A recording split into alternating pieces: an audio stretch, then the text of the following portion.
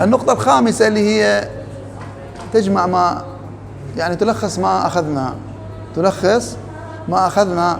القراءة تكون على عدد المقاطع يعني الصوتية وليس على عدد الحروف، وليس على عدد الحروف. وضحت؟ فعندنا مثلا كلمة فسيكفيكهم الله، هذه كلمة صعبة في البقرة، تمام؟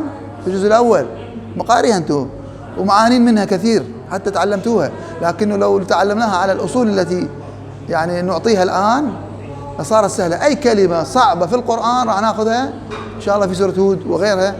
كل كلمة صعبة نعرضها على القاعدة ونلفظها لفظ سليم راح تقدر تلفظها لفظ بدون أي معاناة. كلمة فسيكفيكهم، فسيكفيكهم، فسيكفيكهم. هسه نقطعها، تمام؟ قبل ما نلفظها شو نسوي؟ نسوي القاعدة، انتبهوا علي. الفاء ايش بيها؟ مفتوحة. شنو نقراها؟ فا نقراها فو مفتوح فا.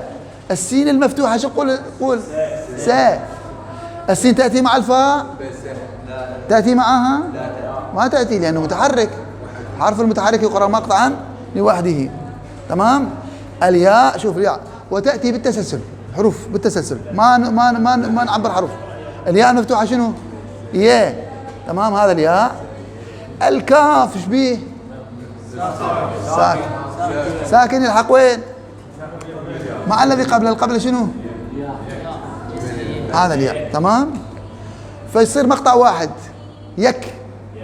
ما قول يه خطأ، قول يك. واضح؟ الفاء المكسورة شو نقول؟ في. شوف الفي.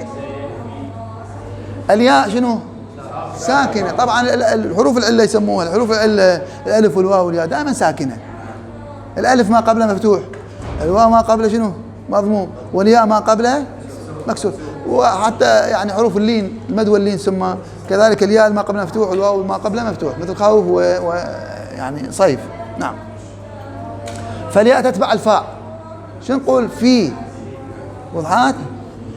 هذا مع الفاء حتى نبين نوضح العلامة مع الفاء. الحرف اللي بعدهم شنو؟ كاف المفتوح. ك. قبل ما اقطع اشوف اللي بعده. اذا متحرك ما يجي وياه. متحرك ما ياتي معه، تمام؟ الهاء مضمومة، تمام؟ الميم بسبب الوقف، وانا وقفت على الكلمة وقفت عليها شنو؟ ساكن. اسكن، ما اقف على المتحرك انا دائما، اقف على شنو؟ ساكن. فالميم مع قبله اللي هو شنو؟ الهاء. هذا الميم مع الهاء. راح نقطعها على تبع القاعدة هاي. فسيكفيكهم. كم مقطع؟ هذا 1 2 3 4 5 6. كم حرف؟ 9 حروف، لكن مقاطع ايش قد؟ 6. فإذا القراءة تكون على عدد المقاطع وليس على عدد الحروف. يعني عدد الحروف مو إشكال عندي يعني. المهم شنو؟ المقطع الصوتي. المقطع الصوتي تبع عليه هذه القواعد اللي أخذناها. راح الطريقة المهمة، انتبهوا علي، أهم فقرة في في هذه المحاضرة هو الربط واللفظ. الربط أو اللفظ والربط. راح انتبهوا. فسا. شلون التزبير بالضبط؟ تزبير حديث هذا، يعني اللي قبل ماخذين مثلا التزبير عند الملالي. هذه الطريقة تكون نفسها لكنه بطريقة حديثة أخرى. فسا يك. ما أقول يه، أقول يك. فسيك في. فسيك في ك. فسيك فيك هم. وضحت؟